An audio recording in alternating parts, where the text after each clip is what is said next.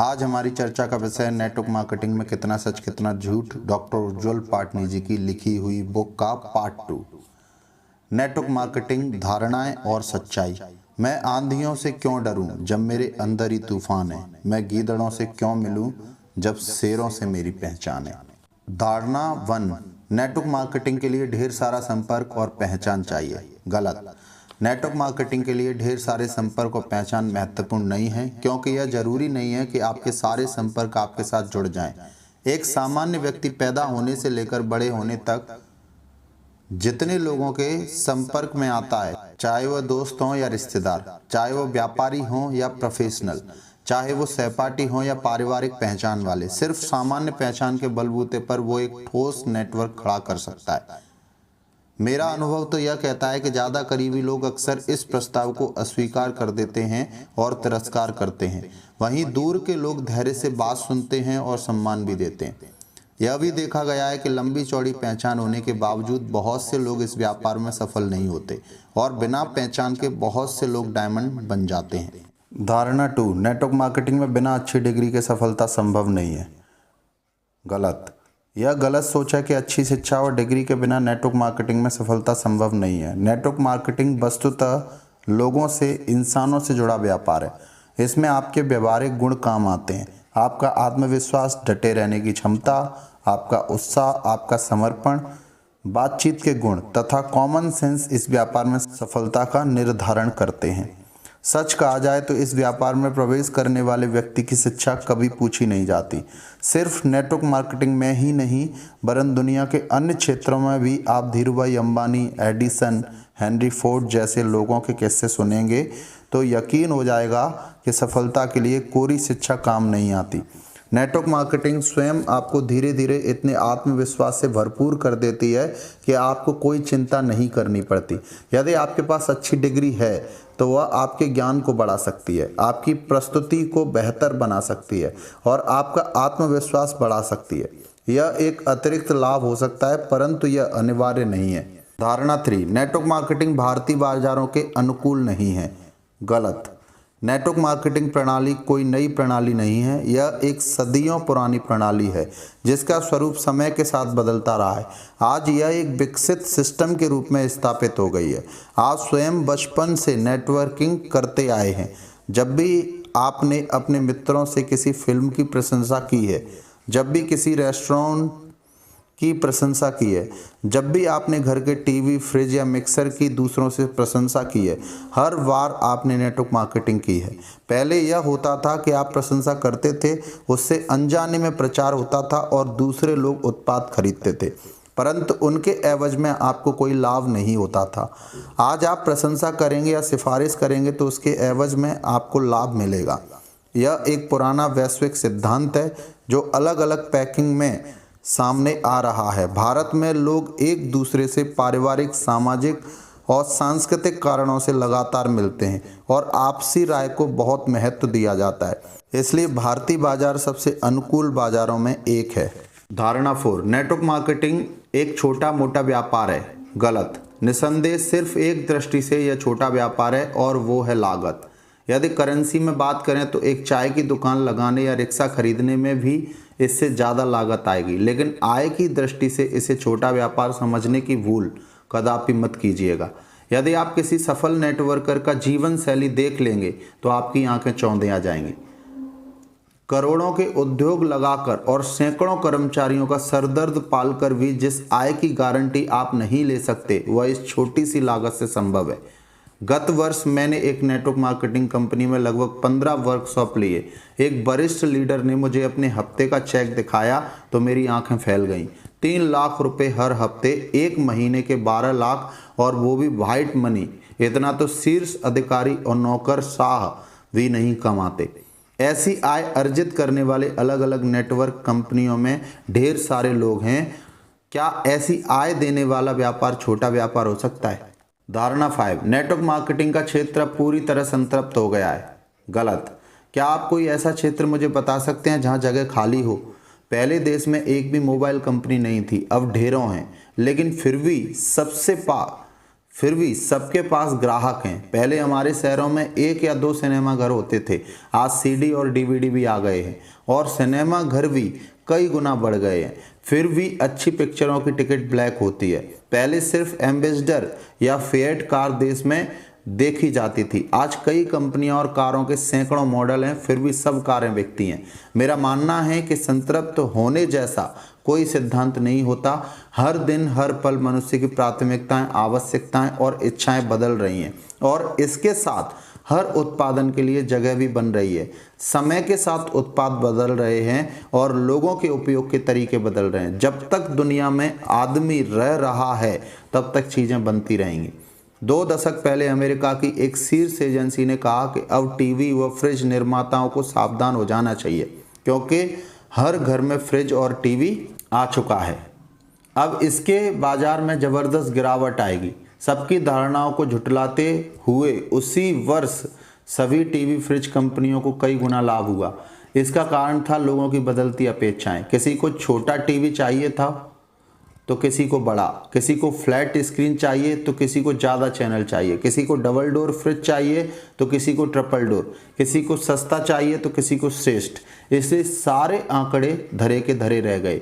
ना बाजार संतृप्त हुआ और ना ही बिक्री घटी। कहने का सार यह है कि नेटवर्क मार्केटिंग का बाजार कभी संतृप्त नहीं होगा।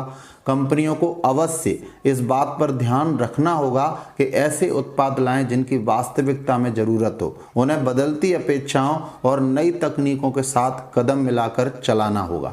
धारणा 6, नेटवर्क मार्केटिंग धन कमाने का एक आसान रास्ता है। गलत। यदि कोई नेटवर्कर आपको यह कहता है कि यह समृद्धि व धन कमाने का आसान रास्ता है या धनी होने का शॉर्टकट तरीका है, तो वह झूठ बोल रहा है और उसकी नीयत साफ नहीं है। यदि आप एक नेटवर्कर हैं और आप भी यह लाइनें उपयोग में लाते हैं तो तुरंत इनका उपयोग बंद कर दीजिए। मित्रों, नेटवर्क मार्केटिंग एक कठिन व्यापार है। इसमें भी उतनी ही मुश्किलें हैं जितनी किसी अन्य व्यापार में। इसमें भी काफ़ी मेहनत और धैर्य की ज़रूरत होती है। जब लोग आपसे जुड़ने से इनकार करते हैं तो मन को चोट भी पहुंचती है। अक्सर आपको यह बताया जाता है कि यह आसान है और आप आसान बिजनेस की मानसिकता लेकर कूद पड़ते हैं। फील्ड में जैसे ही आपका सच से सामना होता है आप हताश हो जाते हैं। हताश होकर या तो असक्रिय हो जाते हैं अथवा नेटवर्क मार्केटिंग के विरोधी बन जाते हैं। मैं बिना किसी लाग लपेट के यह कहना चाहता हूं कि यह व्यापार सरल नहीं है, लेकिन असंभव भी नहीं है। इसमें लागत और परिणाम के बारे में सोचता हूं तो ऐसा लगता है अपने सपनों को पाने के लिए इस व्यापार में आने वाली मुश्किलों से जूझा जा सकता है। सब कुछ इस बात पर निर्भर है कि आपके भीतर अपने सपनों के लिए कितना पागलपन है। सबसे महत्वपूर्ण यह है कि इसे करने के लिए आपको अपने वर्तमान कार्य क्षेत्र को छोड़ने की ज़रूरत नहीं है। आप साथ साथ इस बिज़नेस को बढ़ा सकते हैं और इससे आय सुनिश्चित कर सकते हैं। मैं यह इसलिए भी कह रहा हूं कि यदि मैं आपसे सरल कहा और आपको कठिनाइयां मिली तो आप निराश हो जाएंगे, और मैंने यदि कठिन कहा तो आप हर कठिनाइयों को सरलता से हल कर सकेंगे, क्योंकि आप मानसिक रूप से उसके लिए तैयार होंगे। धारणा 7, नेटवर्क मार्केटिंग निम्न वर्ग वालों का व्यापार है। गलत। नेटवर्क मार्केटिंग हर वर्ग, हर पैसे और हर स्तर के लोगों का व्यापार है। यदि अनेकता में एकता भारत की विशेषता, इस नारे को सच में महसूस करना हो तो नेटवर्क मार्केटिंग में आइए। यदि यकीन ना हो तो शीर्ष कंपनियों के सेमिनार में हिस्सा लेकर देखें। वहाँ आपको डॉक्टर, इंजीनियर, सीए, उद्योगपति, सरकारी अधिकारी, शिक्षक, वकील और लगभग हर क्षेत्र के लोग मिलेंगे। कई लोग तो ऐसे मिलेंगे जो नेटवर्क मार्केटिंग से जुड़ने के पहले भी अत्यंत सफल और समृद्ध थे, परंतु फिर भी उनकी कोई खास जरूरत या आकांक्षा उन्हें इस प्रणाली तक खींच लाई। यह निम्न वर्ग वालों का व्यापार नहीं है, परंतु ऐसे लोगों का व्यापार है जिनके सपने उनकी वर्तमान आय या कार्य क्षेत्र से पूरे नहीं हो सकते। यह निम्न वर्ग वालों का नहीं, बड़ी सोच व बड़े सपने वालों का व्यापार है, जो अपने भाग्य को अपने हाथ से गढ़ने के लिए मैदान में कूद पड़े हैं। धारणा 8, इसमें अति बुद्धिमान, समझदार व स्मार्ट लोग ही शिखर पर पहुंचते हैं। गलत। नेटवर्क मार्केटिंग में केवल वो लोग शिखर पर पहुंचते हैं जो सिद्धांतों का पालन करते हैं, अपलाइन की सुनते हैं, अधिक से अधिक प्लान दिखाते हैं, गंभीरता से फॉलोअप करते हैं, अधिकतम ट्रेनिंग प्रोग्राम में हिस्सा लेते हैं और अपने डाउनलाइन को भी शिक्षित करते हैं। जो व्यक्ति सिद्धांतों पर समर्पण के साथ चल रहा है वह सफल जरूर होगा, फिर चाहे वह स्मार्ट हो या ना हो, अति बुद्धिमान हो या ना हो। एक बात जरूर है कि यदि व्यक्ति बुद्धिमान और स्मार्ट है तथा सिद्धांतों पर ही चल रहा है तो उसकी गति दूसरों से तेज होगी, लेकिन ऐसा कम ही देखने में आता है। मेरा व्यक्तिगत रूप से यह कहना है कि अक्सर इसमें अति बुद्धिमानी और ज़्यादा स्मार्टनेस दिखाने वाले लोग असफल हो जाते हैं, क्योंकि वे शॉर्टकट से चलने का प्रयास करते हैं तथा अपने अपलाइन के मुकाबले खुद को ज़्यादा होशियार समझते हैं। धारणा 9, नेटवर्क मार्केटिंग के लिए ढेर सारा खाली समय चाहिए। गलत। जो व्यक्ति व्यस्त होता है उसी में यह गुण होता है कि वह एक और कार्य कर सके। जो व्यक्ति ज़्यादा जिम्मेदारियां उठा रहा होता है उसी में यह दम होता है कि वह एक और जिम्मेदारी उठा सके। नेटवर्क मार्केटिंग में अक्सर वो लोग सफलता हासिल करते हैं जो पहले भी व्यस्त या सफल थे। खाली व्यक्ति खाली ही रह जाता है और व्यस्त व्यक्ति एक और क्षेत्र में मुकाम बना लेता है। नेटवर्क मार्केटिंग के लिए यकीनन आपको कुछ समय तो निकालना ही होगा। मुझे लगता है कि दुनिया में ऐसे बहुत कम लोग होंगे जिनके पास अपने सपनों को पाने के लिए चंद घंटे भी ना हो।